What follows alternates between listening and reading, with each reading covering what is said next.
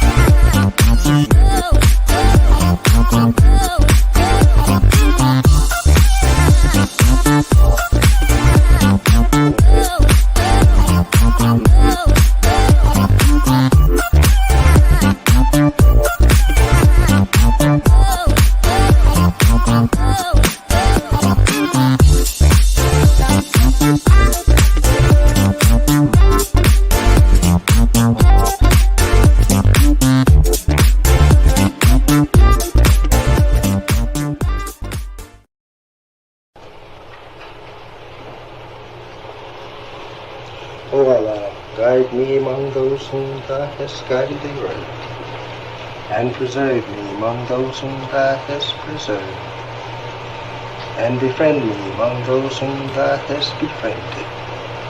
Bless me in whatsoever Thou dost grant me, and deliver me from the evil of what Thou hast judged. Surely Thou judgest, and none can judge against Thee, and he whom Thou befriendest is not disgraced. Blessed art Thou, O Lord, and exalted be Thee above what they set up besides Thee. I bear witness, nothing deserves to be served besides Thee, and I bear witness that Muhammad is Thy servant and apostle. Amen.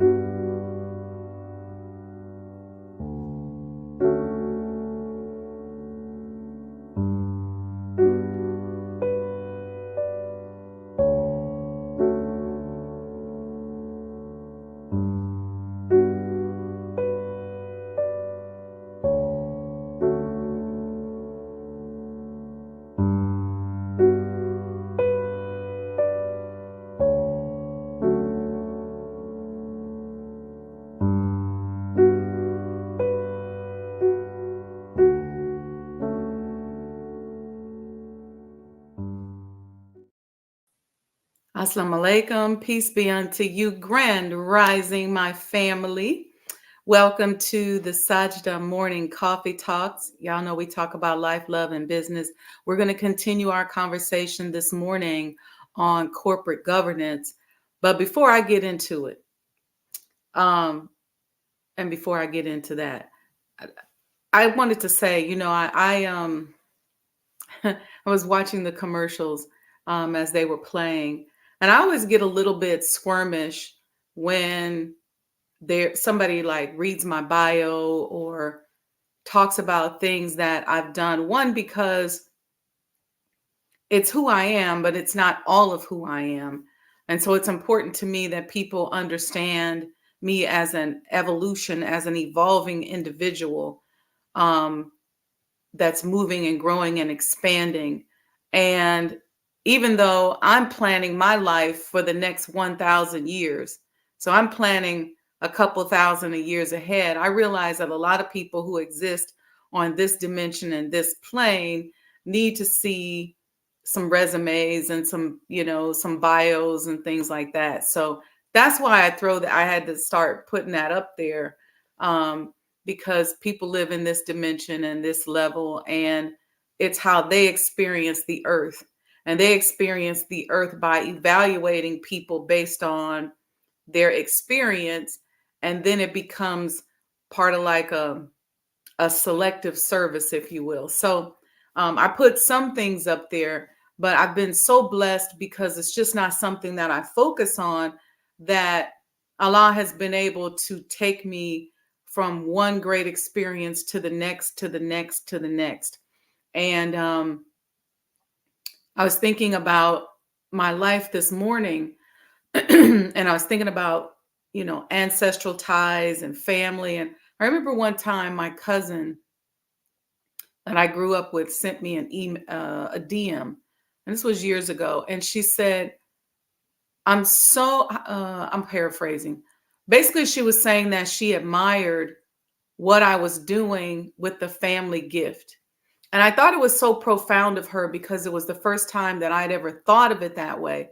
Because I come from a family of very spiritually gifted, psychic and intuitive people.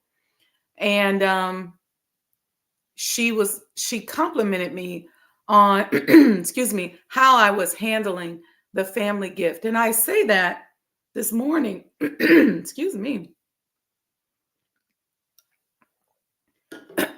I say that this morning because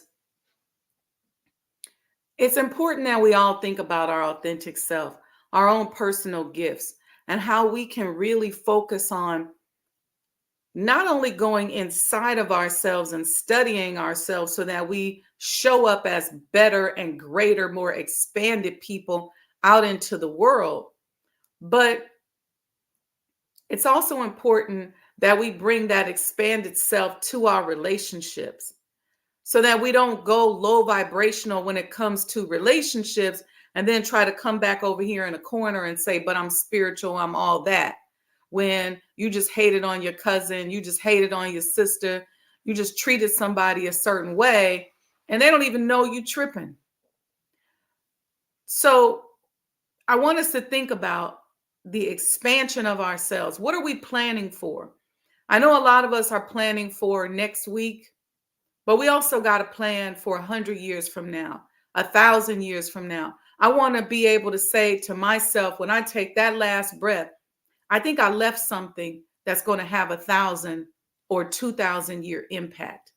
And so if we want to make that kind of impact, we got to start going into ourselves, improving our relationships, but most importantly, improving our relationship with God and studying our purpose here on the planet Earth. So just wanted to share that this morning. You guys know I say this all the time, that we are all on this earth, but we're all having different earthly experiences. We all see the earth differently. We all experience the earth differently. And when you start talking about generational wealth, you may not have a lot of money to leave on to the next generation, but what gifts? How did you handle the family gift, the family inheritance of whatever's innate in your bloodline. How did you handle that? And then how did you expand that on to other people? So, and for some reason, her DM just came to my mind, and I just wanted to just say that out loud. I don't know about y'all, but I'm still high from our conversation last night with Sister Carmen Muhammad. It was very powerful. I got so mad because right before I went on the show, I looked at my email, and um, and I got a message saying that the video that she put together about fashion and modesty and saving our babies was against community guidelines. I really just wanted to curse somebody out. That's how bad I felt.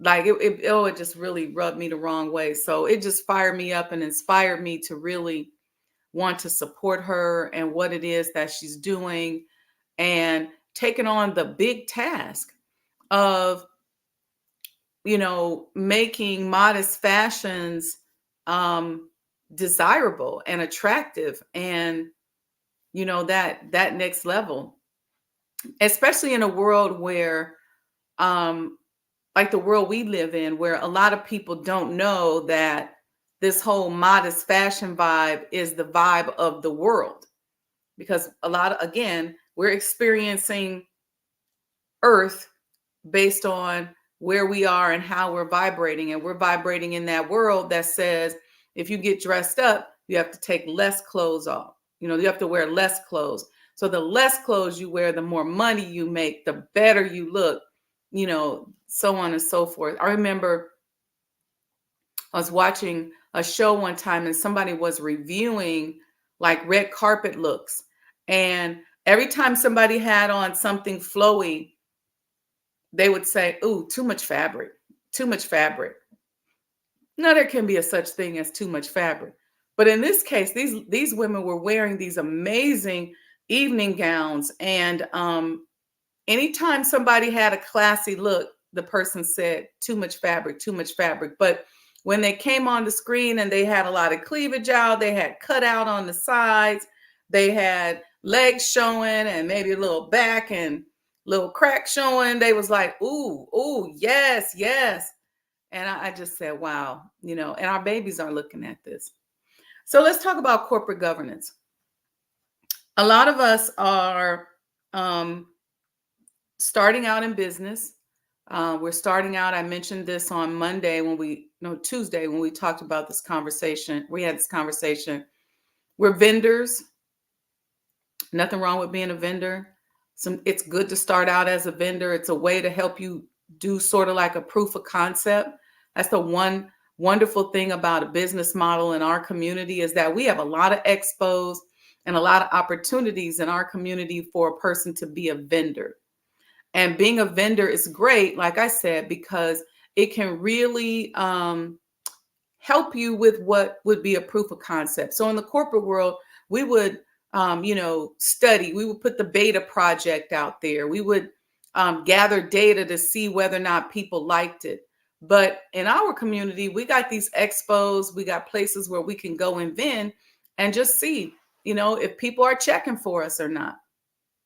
But what's interesting for us is that we spend all this time vending and beta testing in our community and with customers, and we become super popular among that niche. And then when we decide to expand, we start stressing and tripping out on customers that we don't even have. I just, it's a really interesting phenomenon to me. I've even had people who are starting businesses who have been vendors for years call me, and then they say, "Hey, I want to put a I put a package together for them. We call it a startup package, where we're just getting them started, creating their structure for them." And I remember the sister said to me, "How do I get more white customers?" And I said, "You're going to get more white customers by being a good product leader and a leader in the market. Our culture drives product development in the world. And she looked at me like, she said, that must be like some Black consciousness stuff. And I said, what, are you serious?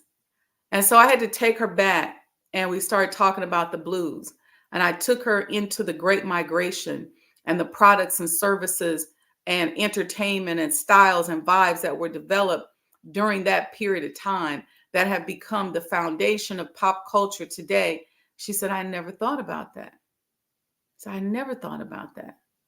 I was watching, I know how Master P and his business partner, I forget his name, they have rap snacks and they have the wrappers on the potato chip bag. And I was in the grocery store the other day and I seen a face on a Lay's potato chip bag. And I said, they should have patented that idea of putting a person on a potato chip bag. Because now I see Lay's doing it. When you think about flavors of chips like Flamin' Hots, and that came from a recipe that a Mexican brother did. You got all these different things. A lot of this stuff starts in our community. And so I said, if I were you, and what I told her, I said, I wouldn't worry about the race of the customers. I really wouldn't worry about that. I said, now, what you want to do is you want to become such a stable brand and you want to expand into other markets. Because one thing I will say is that in our community, the creative flow moves so rapidly that it's easily for us to become off trend or out of style. It's like people who bring me in to help them design their spaces. And they say, I just want everything to look super modern. That's cool, but you got to be careful or mindful with modernness when it comes to furniture, when it comes to design, because anything that is considered modern goes out of style relatively quickly because it's going to ride that wave. So you want to create something that is both sustainable and attractive.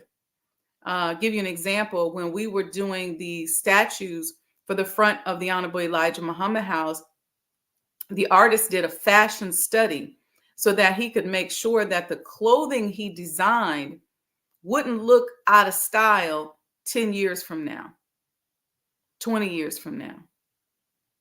Something to think about. So anyway, as we're expanding our businesses from vending to our corporate structures, we just have to begin to think about how we put these things together. Oftentimes, we got our staff, our employees, our cousins, our family members. We like, oh, you the manager, girl, you the director, you this, you that. Well, think about what you're doing and think about the definition of those positions as you're just handing them out like they're candy. Even when you hire somebody, I want you to think about before you start going, oh, this is our manager, this is this. How does that person fit into your corporate governance structure? Okay. And so we defined it. We talked about the 4 pillars of corporate governance. I have them here in the chat. Let me put them up on the screen just in case y'all forgot them. It's actually 5 of them. Some people say 4, 5. It depends on who you talk to, but transparency, accountability, responsibility, fairness, and disclosure. Each of those can be a course in and of itself. All right. But I want to talk about the benefits of corporate governance. We defined it. Go back and check out Tuesday's class where we talked about the definition of corporate governance. And I'll give that again here this morning. Let me do this here because I got some notes. I actually have them on my phone.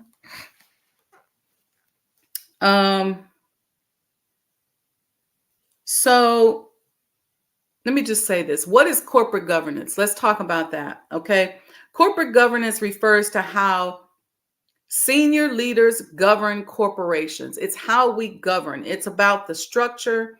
It's about our policies, our procedures, and depending on what industry we are in, there are oftentimes certain industry regulations that have to be woven into our policies, our procedures, and our systems. Something as simple as, if you own a restaurant, sanitation procedures.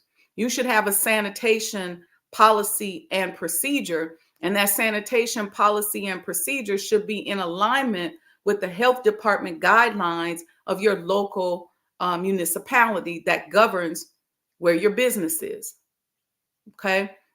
So anything regulatory, legal that is important that you can't violate. And I will tell you guys right now, before you bring me in, I'm a very conservative business consultant. And what I mean by that is I will push you to take creative risks, but I'm not going to push you to take legal or structural risks.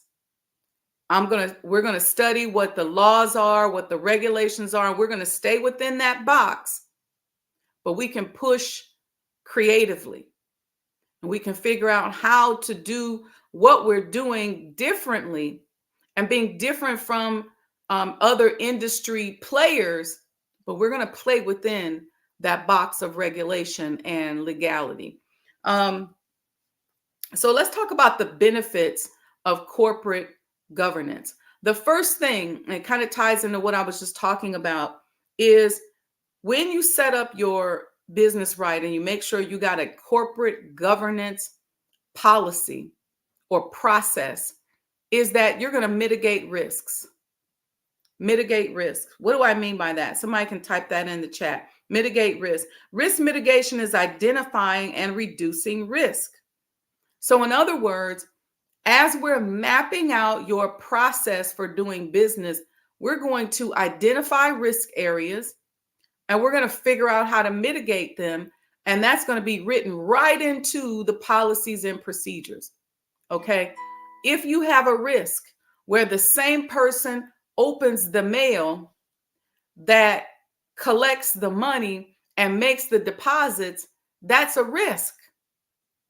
So we're going to write into the policies and procedures that in your business, there's going to be a different person who makes collections and maybe a different person that opens the mail. And maybe you are the only one who makes deposits. You really shouldn't be letting people make your deposits. But that's a way to mitigate that risk. And then we're going to come back and talk about what checks and balances we put in place to make sure that that flow we just sketched out there isn't violated. Does somebody come back at the end of the day? Like, for example, in healthcare, in our pharmacy area, somebody will come back at the end of the day and count the medication. So there's a count in the morning and then there's a count in the evening. And so those two counts got to match. There's a camera on the front of the inventory door. That's risk mitigation. So as we're putting all of these policies together, this gives us an opportunity to figure out where the risks are, whether they're internal risks, whether they're external risks, or maybe they're just risks of being out of compliance. Because here's the other thing. If you have a business that is highly regulated, you are going to want to make sure that you create a beautiful audit trail for anybody who's coming into that business to take a look at what it is that you're doing. Okay.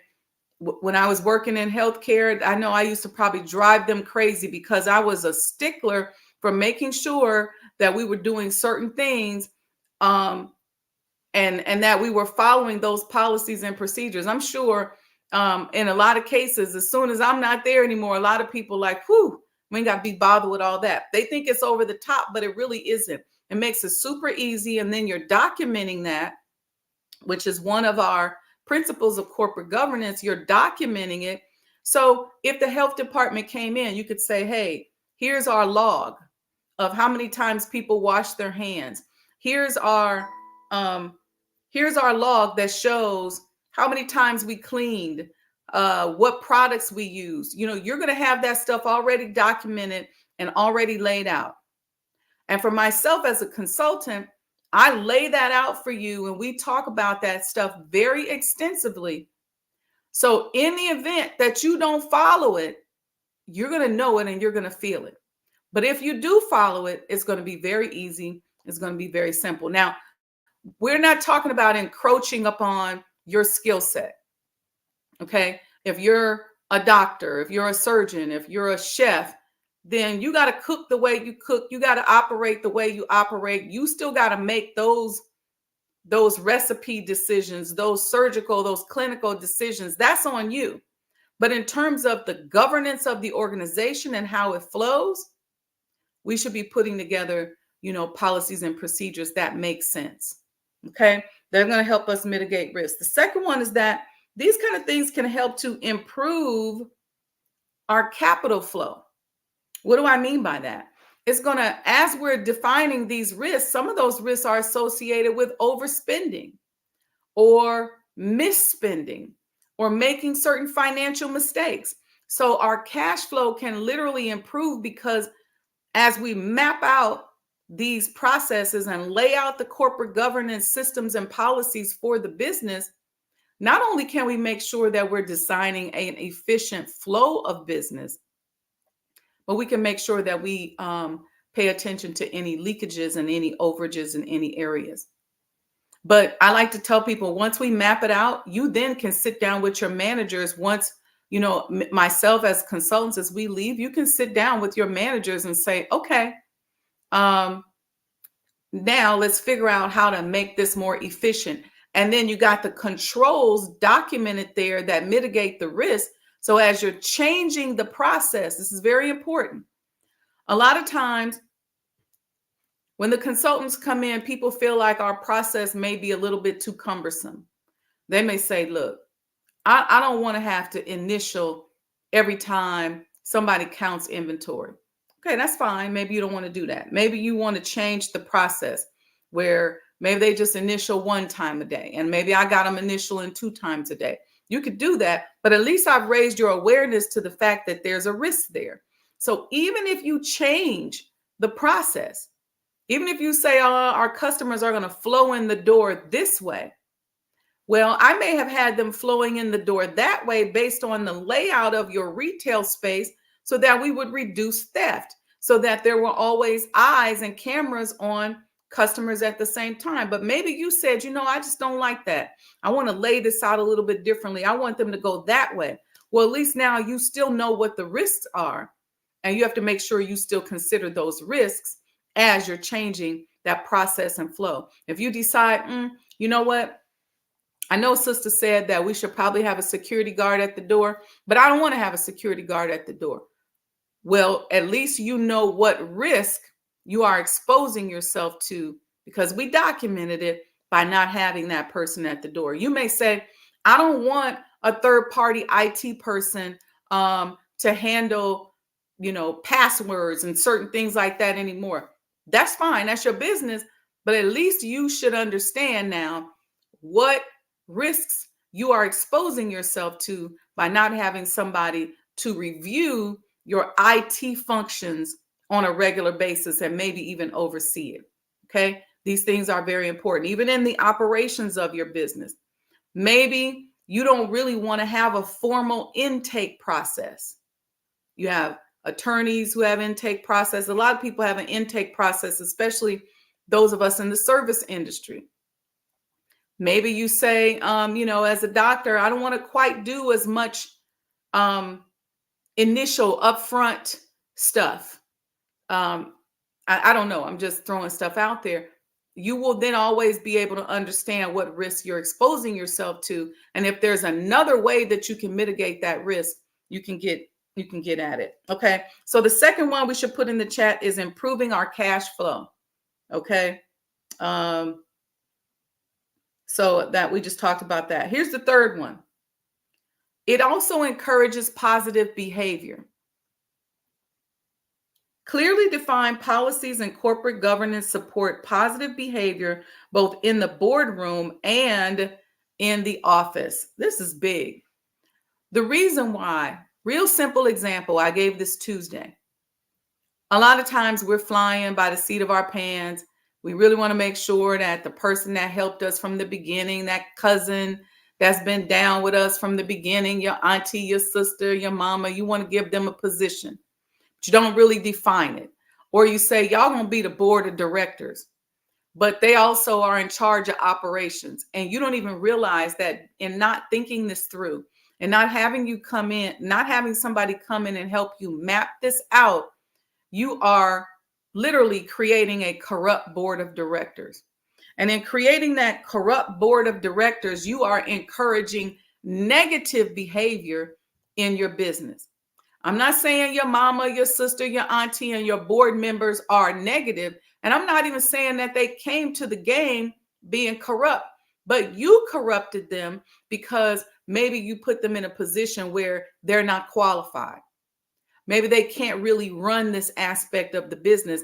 And here's another piece. Maybe you got them on the board and you got them running something.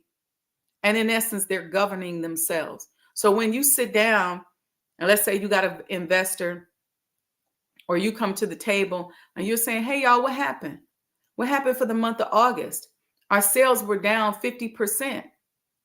What you're going to start getting is a lot of finger pointing when you don't have the right corporate governance, because you should be able to go into each job description and each function and see where people are performing or how they're performing as a way of dictating where you hone in to determine how your sales were impacted. And it will help you to identify if your sales decrease is operationally driven or externally driven. You may say, hey, I went over my organization and everybody's doing everything perfectly. I feel comfortable with what we've put together, but maybe your product is outdated now. Maybe you changed and started using a different vendor for a specific ingredient and just don't taste the same anymore. So your customers are mad now at the lack of consistency. There's all kinds of things you can then determine, and that will help impact the behaviors of the people in your organization. Then you're not going in accusing people of stuff that they ain't got nothing to do with, or you're taking good employees and making bad managers because you're not properly defining duties. They don't have the skill set. The list goes on and on. So number 3 is it encourages positive behavior. Thank you, Owner Financing, Real Estate, and Land, for putting these in the chat. Please put encourages positive behavior. The 4th one is it'll boost your corporate reputation. This is what I was talking about earlier. A lot of people don't see this, and I've had a lot of clients and people make this mistake.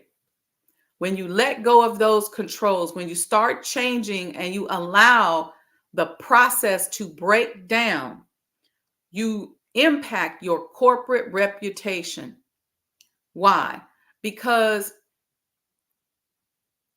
people who are running regulatory bodies, they're not supposed to be bullies. They're not supposed to be able to be used or manipulated to hurt somebody. That does happen. But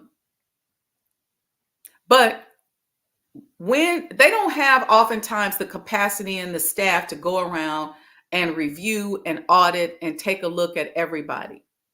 So when you got certain policies and procedures in place and they can see that your business, as it relates to the regulatory piece, operates functional and functions properly, and you can show where there's controls in place. If you ever get questioned or you're ever asked, you got documents that you can produce as evidence of how you're doing business. When you can show that, it says something about the reputation of your company. Okay. Something as very simple as being understaffed can undermine your corporate governance. Why? Because any regulatory person knows that there's not going to be the proper checks and balances here. So, it's like it's like a person who writes tickets, right? Parking tickets. If they go down a block and there's plenty of parking available and nobody parks illegally ever, the population is relatively low, then they're not necessarily going to keep going down that block looking for tickets to write. But if there's a neighborhood or a block that's always crowded, people are parking up on the curb, people parking at the fire hydrant, people are in the intersection, and they know that because of the amount of traffic in the area. Well, that's where they're going to go to write the tickets because the controls are not in place to ensure that those people are parking on the block properly. Y'all get it? All right. So the reputation of that block, in essence, when it comes to that parking situation, is not going to be as good as the one that has plenty of parking and ample parking, and people don't really make a lot of illegal parking moves and things like that. I think that makes sense. Number 5, it's going to improve your decision-making process. Let's put that in the chat. Improves your decision making. Again, we talked about that. It's going to improve your decision making because you're looking at the flow of your business. You're looking at these policies and procedures right out here in front of you. You can go in and tweak. You can make decisions. You can go in and say, we're having a problem in a certain specific area. Well, I can look at the policy and procedure. Let's first analyze whether or not, let's do an operations review or operations audit. And let's just make sure that everybody's doing what they're supposed to do. You'll be surprised, something as simple, especially when you're in the service industry, as having a person that checks in with the customer can be key. If you run a spa, for example, and you have a spa attendant that greets your guests as they come in the door, that gets them checked in. When they go in the tranquility room and they're waiting for their service after they've gone to their locker and put their robe on, you got somebody that comes in and offers them some water and asks them, do they have any questions? Maybe gives them a quick tour. Believe it or not, writing something like that into your policies and procedures is going to save you a lot of headache. Because what happens to customers, when they're sitting there, they in their own mind. And if you can answer and have different touch points throughout the process, you can help direct their mental state, but you also can help answer any questions. You can help where you can make certain improvements. Something as simple as that. Something as simple as when they finish their massage or their facial or whatever, you got a attendant that comes and gets them and says, how you doing, Miss Muhammad? How was your experience today? Well, come right on up. Even if they're offering some upsell, we have this new skincare line. We have some candles.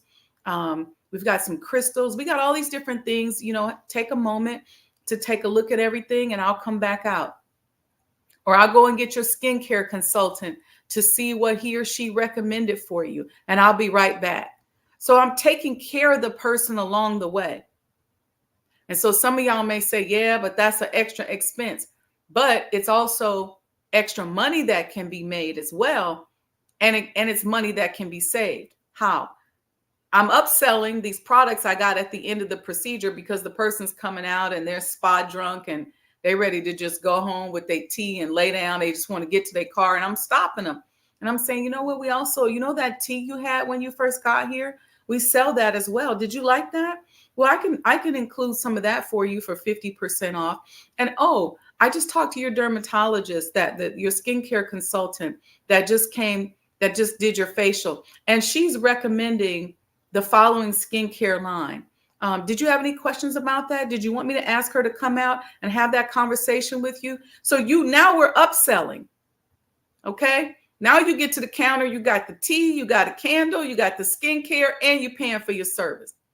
Not to mention, that spa attendant is eyeballing the spa as they're walking through. Is the bathroom clean? Is there anything on the floor? Oh, excuse me, can y'all get that up? Or let me get this paper up off the ground. Or what's that smell? Look like somebody came in and they was smelling a little pungent. Let me go and get the spray. Let me wipe down over here. That person is eyeballing your space as they're serving, sort of as a concierge or an attendant. And it's going to help you because it's going to prevent you from losing money because people had a bad experience. So something simple as that.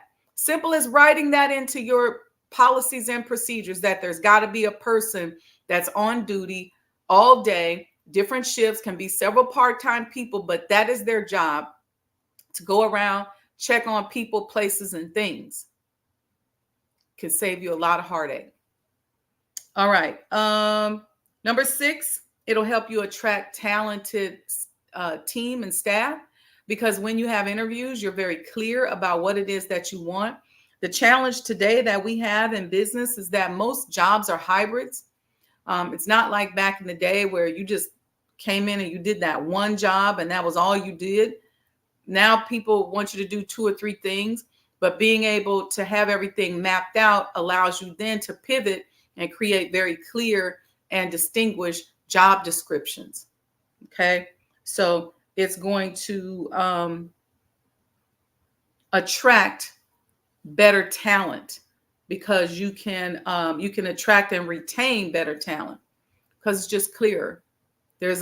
People like to come into a system. People like to come into a process. All right.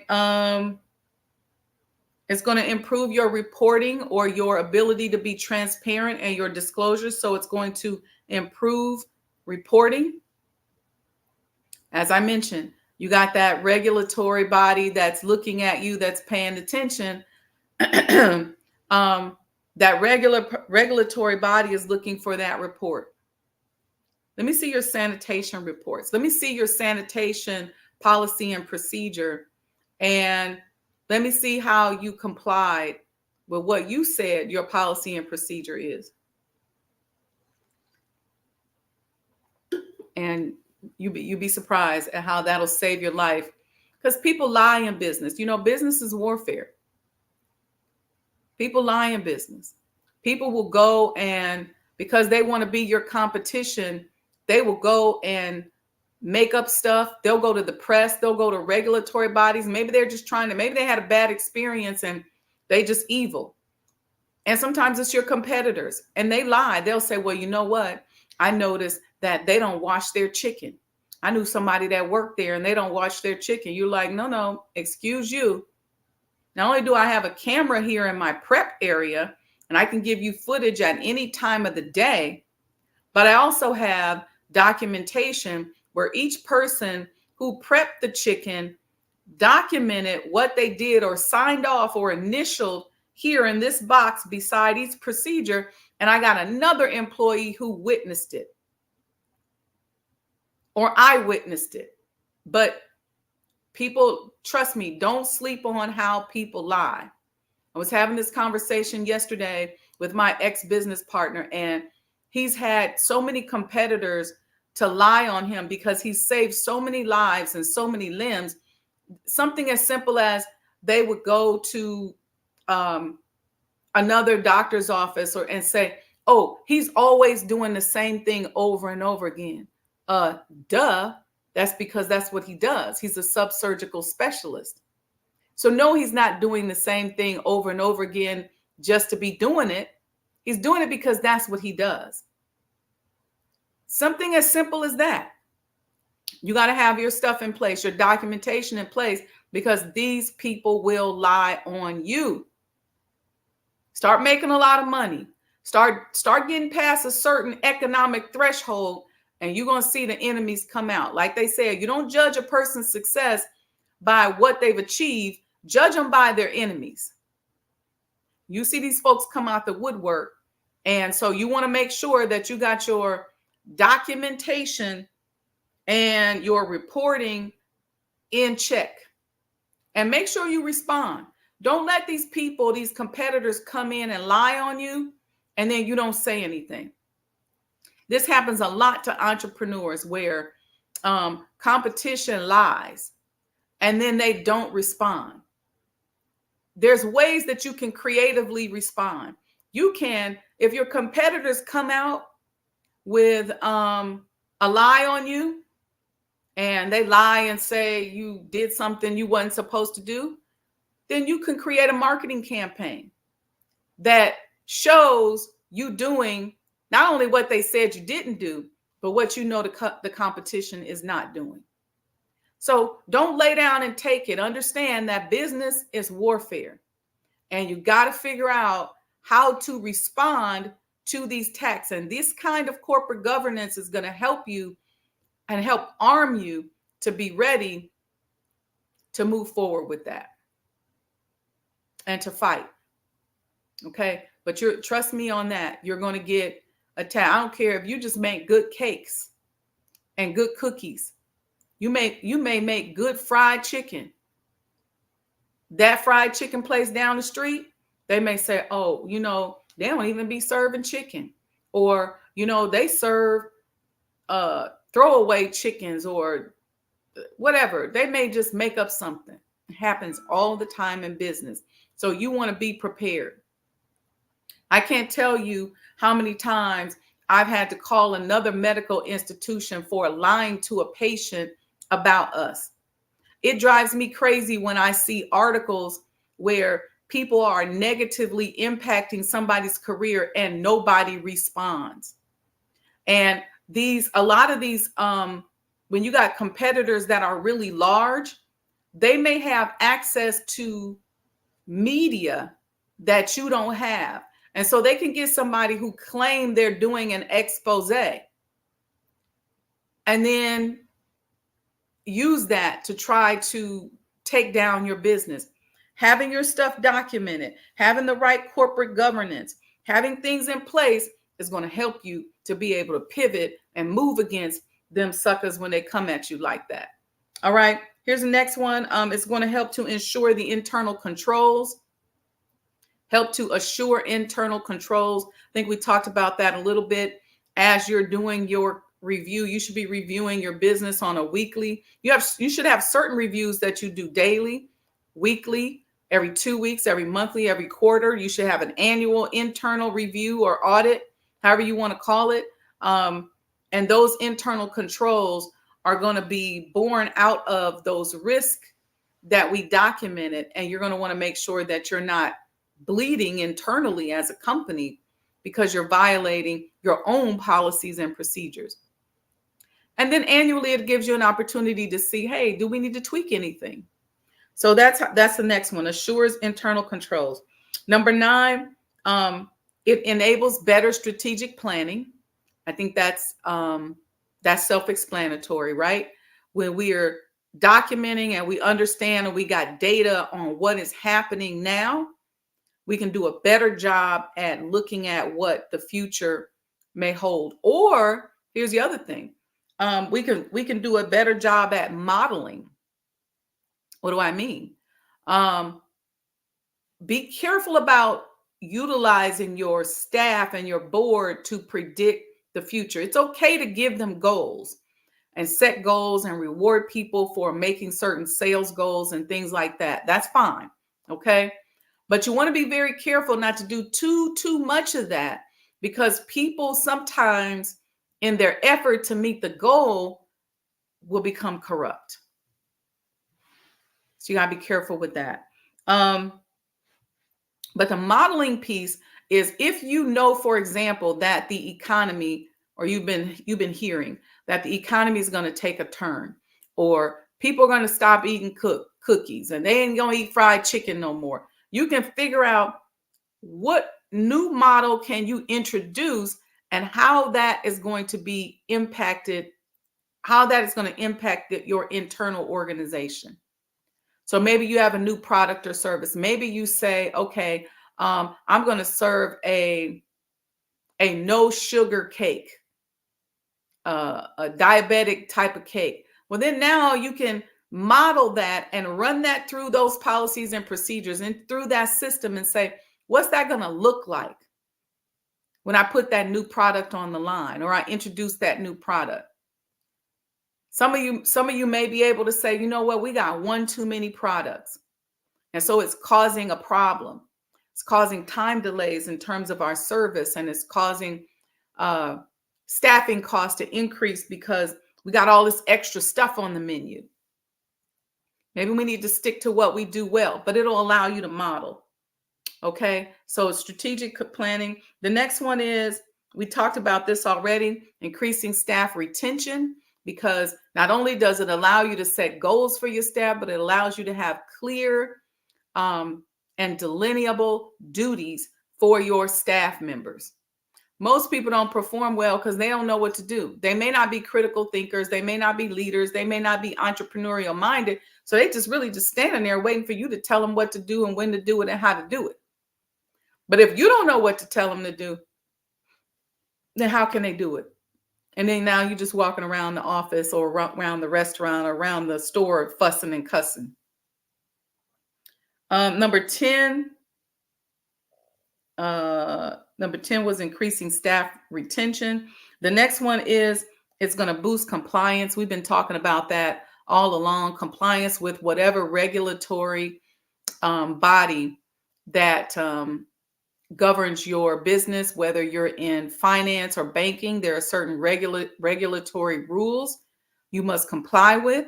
If you have a restaurant, there are certain rules you must comply with.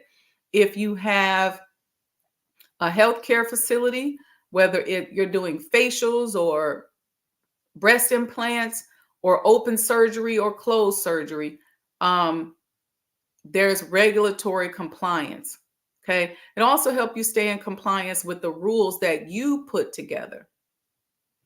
Okay. So that next one is boost compliance. And then lastly, it's going to really help you to limit the conflicts of interest. And I spoke about that a lot on Tuesday, and I mentioned it again today. A lot of times we put together these boards and they govern themselves, and there's huge conflicts of interest. When issues arise, they're not good at resolving issues. They're not good at getting to the bottom of things and investigating, because they're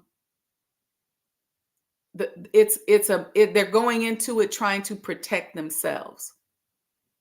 And that's probably one of the most difficult things, and why you see when companies get a lot larger, there's a huge separation between, say like the advisory board and the operations staff, and the liaison might be the CEO.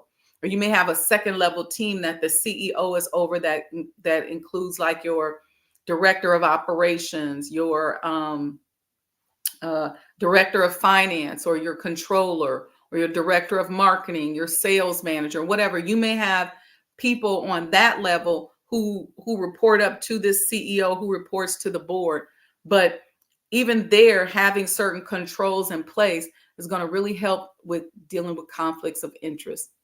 When that breakdown is collapsed, and a lot of medium-sized companies are just getting started, they have a board, but the board is also, excuse me, in charge of operations. And so in essence, they're governing themselves. That's a tough place to be. You got to have a really strong leader in place in order for that to work. And that leader has to be very actively involved. That leader is now your control, your internal control. Otherwise, you got these 9 people on your board, or however many people you got on your board. And if each of them are overseeing, let's say, a director or a manager, let's say you got a person on the board and they're a sales director, but they're also a board member, and they're also in charge of the sales team and the sales goals. You got a conflict of interest happening there, because they're going to be trying to protect themselves in those meetings. If somebody sits down in a meeting and says, the sales team ain't worth the what, they might get offended. I'll give you a perfect example. When I was in the music industry, and I was in the music industry in the early 2000s, when we would go and shop a single to radio. I never liked the artist to go with me to shop the music to radio. Um, and the reason being is because if I sit down and I play the song for the radio execs and they say, I don't like it. I don't like how he sound. And they start to criticize the song. As a person on the business side of it, I can create certain key points and respond to them in a way that will help sell and convince them to go ahead and play the song. I may compare it to something else that was a hit. I may show some data and figures on how many people liked it online or whatever. But sometimes if the artist is there, they're going to get really offended at the harsh criticism of their art. And then once it gets so emotional, it's going back and forth. Now the artist leaves and they're reeling. They mad at me. They mad at the record label. So that's why a lot of times people will take the creative person out of the process. Okay.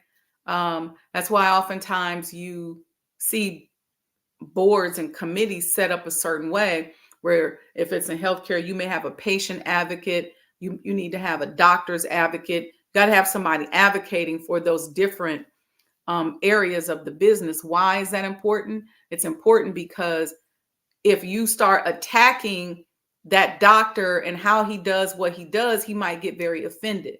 And you may impact him in a way where he may not be able to successfully deliver the services because he's emotionally impacted. Or the patient may feel uncomfortable because you're talking about them like they're a product or a service. So that's why this kind of thing is important. Okay. All right, family. That's our talk today on corporate governance. I thank you all for listening. Give me a thumbs up if you learned something, if this was something of value to you. And if it was of value to you, I ask that you support the network, support the show. Cash App, Sajdah Enterprises. If you learn something about your business, something that you can do, if you are ready to move forward with this, you don't have to memorize all this stuff. Hire somebody, bring somebody on board. If your accountant is not somebody that can do that kind of thing, there are people like myself that you can bring on board. And if it's something that I can help you with personally, I will certainly do that. I have resources of people that we can subcontract and bring in if you need a lot of stuff done at one time.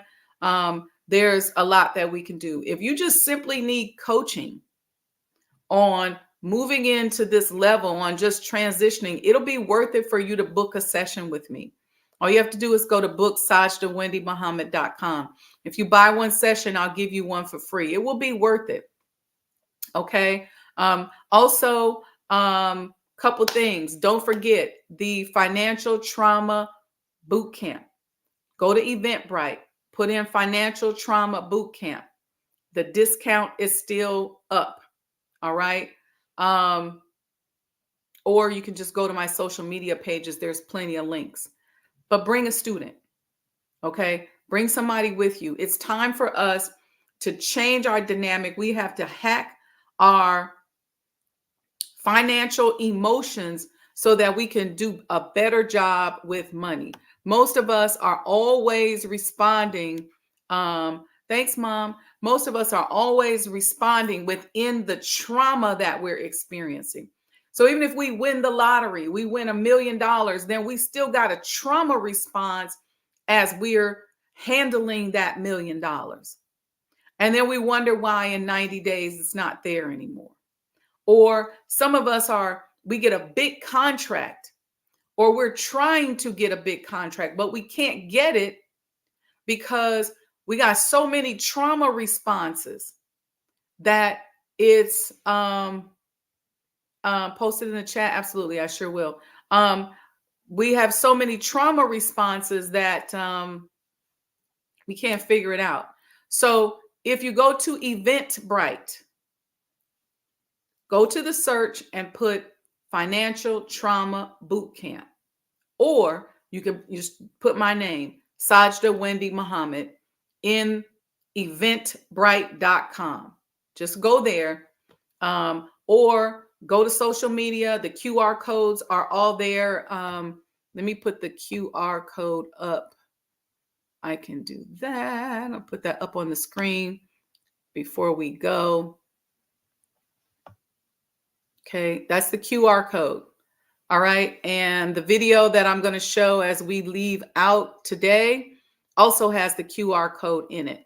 So all you got to do is scan that QR code if you're ready to get signed up for the boot camp. But I'm going to strongly suggest that you don't miss it. We got to start hacking our system. Most of us are bringing to the financial table a long line of financial epigenetics that is not conducive to where we're trying to go.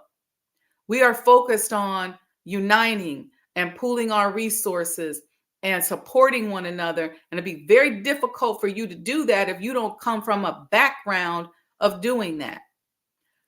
Many of you are saying, well, I got a new invention and I want to make $1 million on this invention, or I want to, next year, my sales goal is to make $20,000 a month. Well, if you've never made $20,000 a month, you're going to need some help so you can see past the blind spots, so you can figure out, where does my mind need to be so that I can attract that $20,000 a month, especially if right now you only at $2,000 a month. So there's a consciousness attached to whatever it is that you're making right now. And I know a lot of people don't like to hear it. I'll tell you this one last story. One of my girlfriends was dating a guy and they had gotten engaged. And next thing I know, she broke up with him. And I said, what happened? She said, he only made $18 an hour. And I said, well, didn't you know that before you started dating him? I thought, he was working on something. She said, I realized that his consciousness was so attached to that $18 an hour energy flow that there was nothing I could do to help him get up off of it. And I had to sit back like, whoa. So she said, there's a consciousness attached to $18 an hour. And she said, and I was willing to marry him if I could see that he was moving into a $150 an hour consciousness. But because he wasn't, and he wasn't able to deal with his trauma, he wasn't ready to deal with the trauma, she decided to not marry him. That's true with anything. I'm not down on any brother, no matter where you are on the income scale. You can always change any brother or sister. You just got to change your consciousness and your energy flow. And then guess what? The universe or God or Allah or source or whatever, however you see it, will say, oh, she's in the energy flow where she's ready to receive this blessing. He's in an energy flow where he's ready to receive this blessings. But most of the time we can't get there unless we get some help. And you can probably get there on your own, but you can hack it and get there a lot quicker if you work with somebody and attend some of these financial boot camps. Get you a coach. We got a couple of these boot camps coming up. I'm talking about powerful stuff. We're going to be doing some, I'm not even going to tell y'all, but we got some powerful stuff coming up to really help you hack your mind and get around and outside of all of this stuff, this vibrational stuff that's holding us back, because that's all it is vibrational gook that's in your solar plexus, in your mind, that's affecting your actions, your thoughts, your moods, your decisions. Don't be so arrogant to think, okay, I got this. I'm gonna be all right. Brother said I need help. Yeah, we all need help. And so we have to heal together. And I think we have to be a big person to say, hey, I need help. And it don't hurt, because you never know. I've gone to workshops and sat there all day and only heard one thing that I didn't know. But that one thing that I didn't know changed my vibration and tweaked me just enough that I ended up meeting a goal. I've listened to programs And there was just that one thing that I heard where I said, you know what? I got it. And then the next thing, the rest is history. All right. So the QR code is there. Sign up, sponsor somebody. It's Sunday from August 11th from 6 to 9 p.m. Central Time. All right. And we'll talk to you all tomorrow, right before the Bud Billiken Day parade on the Sajdah Saturday morning coffee talks. And we're just going to talk about life, love, and business. We're going to keep talking about these mental hacks, these spiritual healing things, so that when we're going into business a little healthier, a little more healthier, and a little more whole. All right. I love you all. Make sure you also support Sister Carmen. Go back and listen to the show last night. I think it's worth listening to. All right. And everything's scrolling across the bottom. So while these commercial plays, you can figure out what you want to support, how you can support. And if you can't make it to any of it and you say, I just can't do it, it's too much, you can always Cash App Sajdah Enterprises. And y'all know I'm going to support. So I'll figure it out. So do what you can. If you can't do any of it, at Sajdah Enterprises. All right. Peace and blessings, family. Love you all. Happy Friday.